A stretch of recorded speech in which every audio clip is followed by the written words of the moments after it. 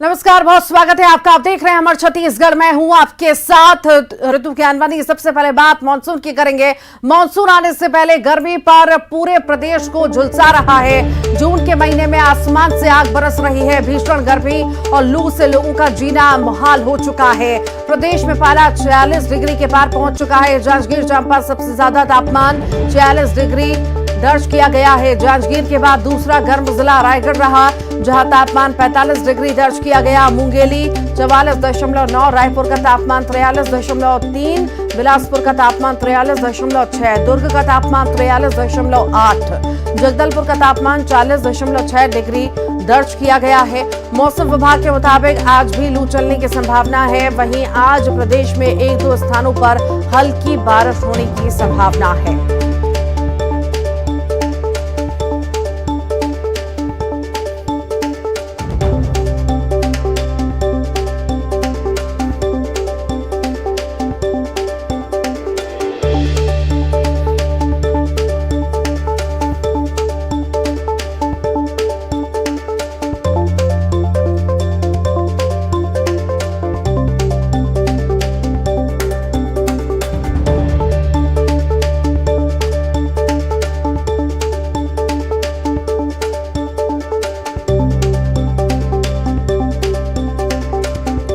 और इसी पर ज्यादा जानकारी के लिए हमारे साथ सहयोगी तनु जुड़ रही हैं। तनु, हलाकान हो चुके हैं लोग भीषण गर्मी से, और ज्यादा गर्मी बढ़ रही है। आखिर कितना तापमान पहुंच रहा है और लोग क्या कह रहे हैं इस बारे में?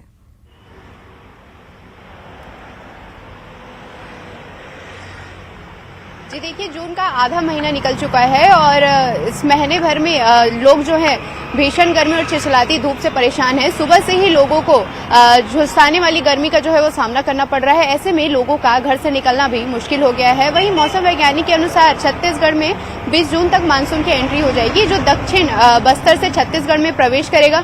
वहीं मौसम वैज्ञानिक ने आज भी प्रदेश के कई जिलों में लू चलने की संभावना जो है वो जताई है। हालांकि कई जगहों पर गरज चमक के साथ हल्की मध्यम वर्षा भी हो सकती है। वहीं दक्षिण छत्तीसगढ़ में आने वाले 2-3 दिनों में तापमान में गिरावट आएगी और इन दिनों प्रदेश के बाकी जिलों में दिन के तापमान के साथ साथ रात में भी तापमान जो है वो बढ़ने लगा है। सबसे गर्म जिले की अगर हम बात करें तो जांजगीर चांपा में तापमान जो है 46.4 डिग्री सेल्सियस दर्ज किया गया है। इसके साथ ही बाकी जिलों में तापमान 42 के पार ही रहा है। ऐसे में लगातार बढ़ रही गर्मी से लोगों को फिलहाल राहत मिल पाना मुश्किल है। वहीं आने वाले 3 से 4 दिनों में छत्तीसगढ़ में मौसम का ये जो हाल है वो यूं ही बना रहेगा। जी ठीक, आप लगातार बने रहिए। मिथिलेश भी हमारे साथ जुड़ गए हैं। मिथिलेश, भीषण गर्मी सता रही है, लू चल रही है, आखिर कितना तापमान वहां पर दर्ज किया जा रहा है और क्या सन्नाटा रोड पर पसरा हुआ नजर आ रहा है भीषण गर्मी की वजह से?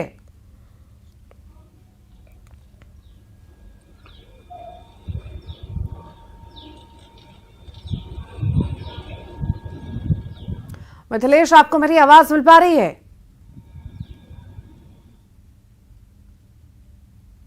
जी मिथिलेश, आपको मेरी आवाज मिल पा रही है? जी देखिए, लगातार जी हाँ, बिल्कुल।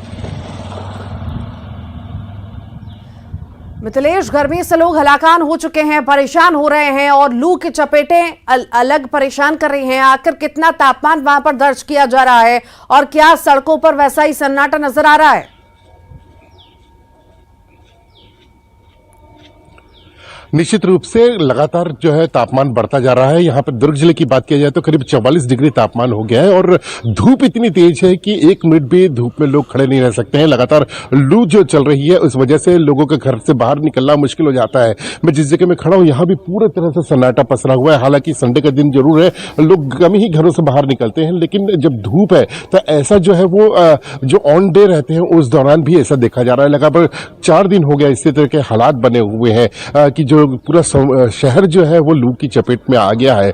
तेज धूप इतनी पड़ रही है कि लोग जो है बेहद परेशान हो गए हैं और लोग अपने घरों से कम ही बाहर निकल रहे हैं। प्रशासन की ओर से ये लोगों को ये बताया भी गया है कि जो ज्यादा जरूरी ना हो तो अपने घर से बाहर ना निकले, अन्यथा उनको काफी परेशानियों का सामना करना पड़ता है। तो इस तरह से देखिए लगातार मौसम का जो मिजाज बदला हुआ है और लू जो परेशान कर रही है, तपिश जो है वो लोगों को बेहद परेशान कर रही है और कई जगहों पर तो ऐसा देखा जा रहा है कि अघोषित बिजली की कटौती भी हो रही है, जिससे लोग रात रात भर जगकर अपनी समय काट रहे हैं। जी ठीक ठीक, आप लगातार बने रहिएगा। बहुत बहुत शुक्रिया जानकारी को साझा करने के लिए। तनु भी जुड़ी हुई थी।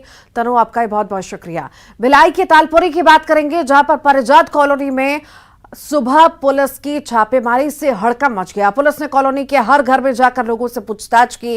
पुलिस को काफी दिनों से सूचना मिल रही थी कि कॉलोनी में अवैध लोग रह रहे हैं। पुलिस ने छापेमारी के दौरान 40 संदिग्धों को भी हिरासत में लिया। हिरासत में लिए गए संदिग्धों में कई बाहरी युवक युवतियां बताए जा रहे हैं। पुलिस ने इसके साथ ही कॉलोनी में अवैध रूप से रखी गई कई गाड़ियों को भी जब्त किया। छापेमारी में बड़ी संख्या में पुलिस के जवान शामिल थे। कॉलोनी के लोगों का कहना है कि कुछ दिनों से यहाँ संदिग्ध लोगों का आना जाना बढ़ गया था, जिसकी सूचना कॉलोनी के लोगों ने पुलिस को दी, जिसके बाद पुलिस ने छापेमारी की। पुलिस पकड़े गए 40 लोगों से पूछताछ कर रही है। तालपुरी स्थित परिजात कॉलोनी में आज सुबह से ही पुलिस ने दबिश दी है और इस दबिश से काफी हड़कंप मचा हुआ है। मैं आपको दिखाना चाहूंगा कि पुलिस की रेड कार्रवाई जारी है। दुर्ग के एएसपी संजय ध्रुव के नेतृत्व में ये कार्रवाई की जा रही है। करीब यहाँ पर 1800 यहाँ पर घर बने हुए हैं, जहाँ पर लगातार पुलिस को ये सूचना प्राप्त हो रही थी कि यहाँ पर संदिग्ध गतिविधियां चल रही है। और इसी को देखते हुए आज पुलिस ने पूरे योजनाबद्ध तरीके से रेड कार्रवाई की है और यहाँ पर हर चप्पे चप्पे में पुलिस पहुंच रही है और मकानों में जाकर यहाँ पर पूछताछ की जा रही है। इस रेड कार्रवाई में करीब 40 लोगों को यहाँ पर पकड़ा गया है, जिनसे पूछताछ की जा रही है। इसके अलावा जो है वाहनों को भी जब्ती बनाने की कार्रवाई की गई है। तो लगातार यहाँ पर देख सकते हैं कि पुलिस के अधिकारी यहाँ पर मौजूद हैं, जिनके पास यहाँ पर किस तरह से रेड कार्रवाई चल रही है आपको दिखा रहे हैं कि देखिए किस तरह से यहाँ पर लोगों को उससे पूछताछ की जा रही है। यहाँ पर बड़ी संख्या में यहाँ पर पहुँचे हुए हैं। हम कोशिश करेंगे बातचीत करने का। आपको बता दें कि इसके पहले भी यहाँ पर इस तरह की पुलिस ने कार्रवाई की है और यहाँ पर कई लोगों से जो है संदिग्ध अवस्था में यहाँ पर जो मिले थे लोग, उनको पकड़ा गया था और आज भी लगातार ये कार्रवाई जारी है। दुर्ग एएसपी संजय ध्रुव, हम उनसे बातचीत करेंगे, कोशिश करेंगे। सर, किस तरह की रेड कार्रवाई चल रही है? ये परिजात कॉलोनी है, जिसका बी ब्लॉक है, भिलाई नगर थाना क्षेत्र में। और काफ़ी दिनों से यहाँ पर सूचना आ रही थी कि यहाँ पर सस्ते में किराए के मकान मिलते हैं, जिसके फलस्वरूप अवैध तत्व भी यहाँ पर आवाजाही करते हैं, हाइड करते हैं। और यहाँ के फैमिली वाले भी इस बात की शिकायत पुलिस को कर रहे थे। उसी पर से हमने यहाँ पर आज रेड की कार्रवाई की सुबह 4 बजे और पूरे इलाके को कार्डन किया। कार्डन करके 15 सर्च टीम बनाई और 15 सर्च टीम के द्वारा जितने भी 1888 यहाँ पर मकान हैं सभी को चेक किया गया। अभी हमारी कार्रवाई लगातार जारी है। इसमें लगभग 35 लोग सस्पेक्ट मिले हैं, जिनको तस्दीक की जा रही है थाने ले जाकर। और 14 गाड़ियाँ मिली हैं, जो हो सकता है कि लावारिस भी हों, चोरी की हों या क्राइम में इस्तेमाल हुई हों। इसमें कुछ आरोपी भी मिले हैं हमको, जो कि भिलाई नगर थाने के फरार थे और सुगला थाने में फरार थे। जी, अभी लगातार जिस यहाँ पे शिकायत मिलती रहती है परिजात कॉलोनी में, खास तौर पर देखा गया कि इसके पहले भी कार्रवाई की गई, अभी भी कार्रवाई की गई, तो ऐसा कोई ठोस कदम क्या उठाएगी पुलिस की अभी इस तरह की गतिविधियों को दोबारा संचालन ना हो? ऐसी गतिविधियां संचालन ना हो, उसके लिए सबसे ज़्यादा इम्पोर्टेंट है मकान किराए की तस्दीक, किराएदारों की सूची बनाना। वो थानेदार को अभी निर्देशित कर दिया गया है। आज की कार्रवाई उसका भी एक पार्ट है कि हम जितने भी किराएदार हैं उनकी सूची आज ले रहे हैं और उनको पुलिस वेरिफिकेशन उनका करा रहे हैं। और पहला पुलिस वेरिफिकेशन किराएदार का और दूसरा इस प्रकार की सर्च वाली कार्रवाई रैंडमली चलते रहना। इससे इस इलाके को निश्चित तौर पर फायदा मिलेगा। तो देखिए, निश्चित रूप से एएसपी संजय ध्रुव बता रहे थे कि किस तरह से कार्रवाई की जा रही है और आने वाले समय में इस तरह की कोई पुनरावृत्ति ना हो, इसके लिए भी प्रयास किए जाएंगे।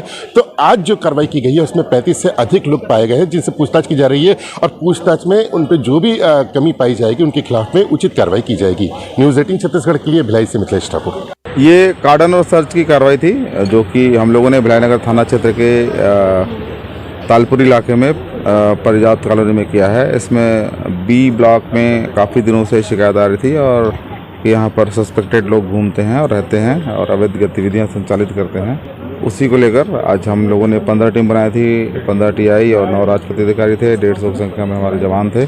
उनको लेकर कार्डन और सर्च का जो कवायद है किया गया। ये प्रातः 4 बजे से आरंभ किया गया है, अभी भी लगातार जारी है। इसमें 35 संदेही मिले हैं और 14 संदेही गाड़ियां मिली हैं, जो हो सकता है कि क्राइम में इस्तेमाल हुई हों या चोरी की हों। और कुछ अपराधों में फरार एक महिला, जो कि 420 में फरार थी वो, और कुछ अन्य अपराधों के फरार आरोपी हम लोगों ने आज यहाँ पर लिए। सर आज जो पकड़े गए हैं वो कहाँ कहाँ के रहने वाले हैं? पता चला कि कुछ नागपुर से आए थे, कोलकाता। अभी उनकी तस्दीक की जा रही है, लेकिन लोकल कुछ लोग तो नहीं हैं, बाहर से हैं, और कुछ तो फरार आरोपी नामजद थे, वो भी पकड़ाए हैं। और इसी पर ज्यादा जानकारी के लिए हमारे साथ सहयोगी मिथिलेश जानकारी दे रहे थे कि आखिर किस तरह की कार्रवाई की गई है और पुलिस लगातार इस मामले में पूछताछ भी कर रही है। आगे बढ़ते हैं। प्रदेश में आज कई जगहों पर सड़क हादसा हुआ है। अंबिकापुर में बस और ट्रक में जोरदार टक्कर हो गई है। हादसे में 2 यात्री गंभीर रूप से घायल हैं। दोनों के इलाज के लिए अस्पताल में भर्ती करा दिया गया है। तो वहीं हादसे के बाद बस का ड्राइवर फरार हो गया। कोतवाली पुलिस पूरे मामले की जांच पड़ताल कर रही है। उधर सूरजपुर में 2 ट्रकों में टक्कर हुई। हादसे में ट्रक के ड्राइवर की मौत भी हो गई, जबकि 2 लोग गंभीर रूप से घायल हो गए। अंबिकापुर बनारस मार्ग पर हुए हादसे की जांच पुलिस कर रही है। जशपुर में खेत में काम करने के दौरान ट्रैक्टर पलट गया। ट्रैक्टर के नीचे दबने से किसान की मौत हो गई। जगदलपुर में महारानी के अस्पताल के सामने सड़क हादसा हुआ। तेज रफ्तार कार मेडिकल दुकान से टकरा गई। हादसा कार सवार गंभीर रूप से घायल है।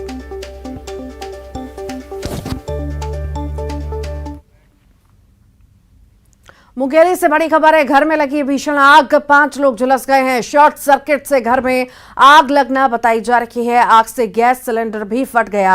आग में लाखों का सामान जलकर खाक हो गया। कड़ी मशक्कत के बाद आग पर काबू पाया गया।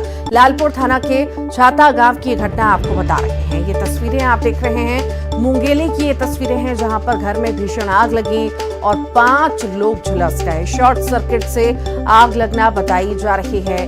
इसमें 5 लोग झुलस गए हैं। तस्वीरें आप देख रहे हैं कि कितना विकराल रूप इस आग ने ले लिया है। देखते देखते बढ़ गई आग, पूरे घर में आग लगी और सारा सामान जलकर खाक हो गया। साथ ही साथ आग से गैस सिलेंडर भी फट गया, जिससे और ज्यादा आग फैलने लग गई। लाखों का सामान जलकर खाक हुआ। कड़ी मशक्कत के बाद फिलहाल आग पर काबू पाया गया।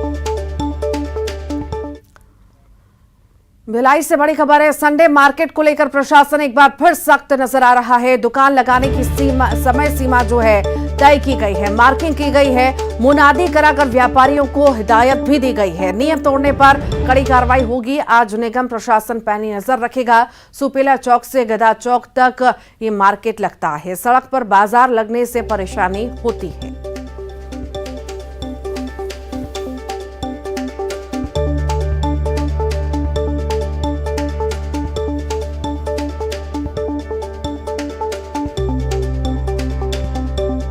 और इसी पर ज्यादा जानकारी के लिए हमारे साथ मिथिलेश जुड़ गए हैं। मिथिलेश, संडे मार्केट को लेकर नगर निगम की सख्ती एक बार फिर से दिखाई दे रही है। मुनादी कराई गई है और साथ ही साथ आज पैनी नजर भी रखी जाएगी।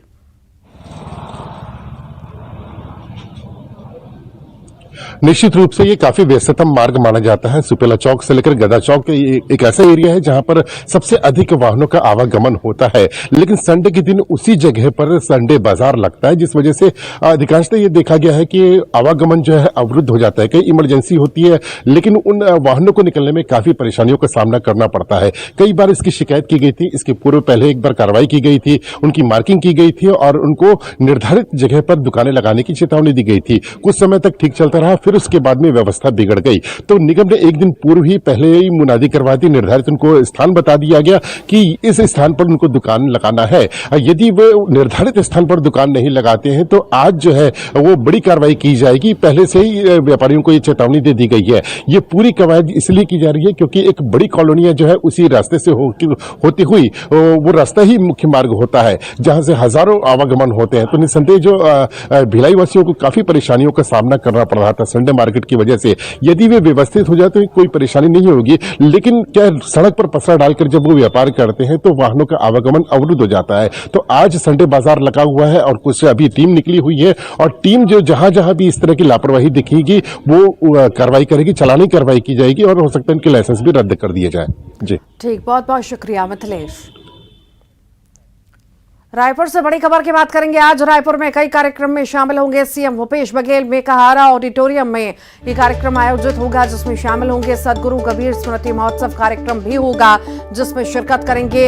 हिदायतुल्लाह नेशनल लॉ यूनिवर्सिटी के दीक्षांत समारोह में भी शिरकत करेंगे मुख्यमंत्री भूपेश बघेल।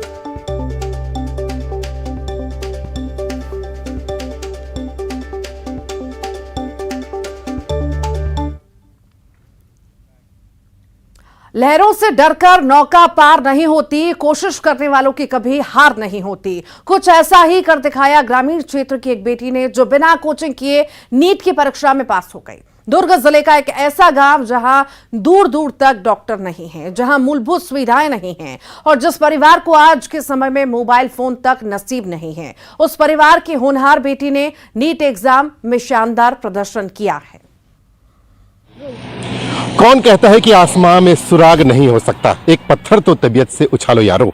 जी हां, इन वाक्यों को सही साबित कर दिखाया है दुर्ग के डुमरडी में रहने वाली यमुना चक्रधारी ने, जिसने हाल ही में आए नीट के एग्जाम में शानदार सफलता प्राप्त की है। 42,000 नंबर आया, ऑल इंडिया रैंक, जिसने ये साबित भी कर दिखाया है कि जो होनहार होते हैं, जिनको रुचि होती है, वो कोई भी अड़चने बाधा नहीं बनती है। और आज हम इन्हीं से बातचीत करेंगे। आज कैसा लग रहा है कि किस तरह से तैयारी की थी, कितनी खुशी लग रही है?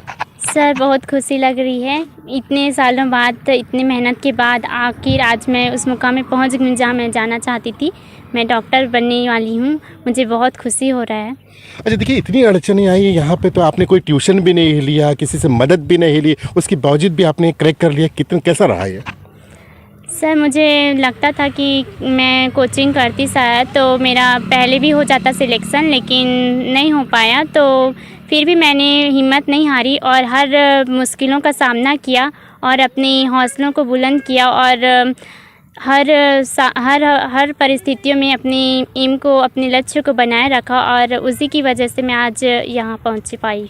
ठीक है, बहुत बहुत धन्यवाद, बहुत बहुत बधाई। और देखिए, कहते हैं कि दृढ़ इच्छा शक्ति हो तो निश्चित रूप से कोई भी समस्या आड़े नहीं आती। ठीक ऐसी ही है यमुना की कहानी, जिसके सामने कई चुनौतियां आई, पारिवारिक की आर्थिक स्थिति भी सामने आई, लेकिन इसने कभी रुकी नहीं और तैयारी करते रही और आज एक शानदार सफलता हासिल करके न सिर्फ दुर्ग बल्कि संपूर्ण छत्तीसगढ़ को गौरवान्वित किया है। न्यूज़ 18 छत्तीसगढ़ के लिए दुर्ग से मिथिलेश ठाकुर। रायपुर में मेडिकल रिसर्च की ओर से चलित बालको मेडिकल सेंटर यानी बीएमसी ने 2 दिवसीय छत्तीसगढ़ कैंसर सम्मेलन 20 का आयोजन किया है। सम्मेलन में कैंसर चिकित्सक शोधकर्ताओं ने शिरकत की। सम्मेलन के दौरान कैंसर पीड़िता को बेहतरीन इलाज के साथ ही जानकारियां दी जा रही हैं। सम्मेलन के पहले दिन आयोजित कार्यक्रम में कैंसर को लेकर इलाज की नई तकनीक को लोगों को जानकारी दी गई। कैंसर के इलाज में सर्जरी वर्कशॉप में चिकित्सा विशेषज्ञों ने स्तन कैंसर के इलाज का लाइव प्रेजेंटेशन दिया। छत्तीसगढ़ में पहली बार हो रहे कैंसर सम्मेलन में देश और दुनिया भर के डॉक्टर शामिल हुए। आयोजन के दूसरे दिन आज राष्ट्रीय अंतर्राष्ट्रीय स्तर के कैंसर विशेषज्ञ प्रेजेंटेशन देंगे और प्रतिभागियों को कैंसर के इलाज संबंधी नई तकनीकों की जानकारी देंगे। कार्यक्रम के पहले दिन मेदांता समूह के चेयरमैन अनिल अग्रवाल ने वर्चुअल माध्यम से सम्मेलन में भागीदारी की और कैंसर मुक्त समाज के निर्माण पर अपने विचार साझा किए। अनिल अग्रवाल ने कहा कि उन्होंने ऐसे लोगों को करीब से देखा है जिन्होंने पूरी मजबूती के साथ साहस और धैर्य से कैंसर का सामना किया और कैंसर को हराया। कर्करोग की मात्रा पूरे भारतवर्ष में बढ़ रही है और ये अर्बनाइजेशन से जुड़ा हुआ है और अर्बनाइजेशन इनेविटेबल है, वो तो होना ही है। तो जैसे हमारे गाँवों में कर्करोग की मात्रा हर 1 लाख लोगों में 40-50 है। आप मिड साइज टाउन में आ जाइए, रायपुर में ये मात्रा रहेगी 65 तक। देखिए, जो भी काम करना है हम लोग का, उसका कोई अंत नहीं है। रोज़ रोज़ नई नई टेक्नोलॉजी आती है, नए नए रिसर्च होते हैं। जैसे किसी ने व्यक्ति ने मुझे पूछा कि ये कम से कम पैसे में कैसे हमारे यहाँ इलाज हो सके, तो हमारे यहाँ तो 60 से 70% लोग जो आते हैं वो गरीब ही लोग आते हैं। तो हम उनका इलाज नहीं करेंगे तो कैसे काम चलेगा। तो यही हमारा मिशन है कि बेस्ट से बेस्ट इलाज उनको कराना है और वर्ल्ड क्लास फैसिलिटी एक कॉमन मैन को देना है इस अस्पताल से। और इसी के साथ ही हमारे छत्तीसगढ़ के बुलेटिन में इतना ही।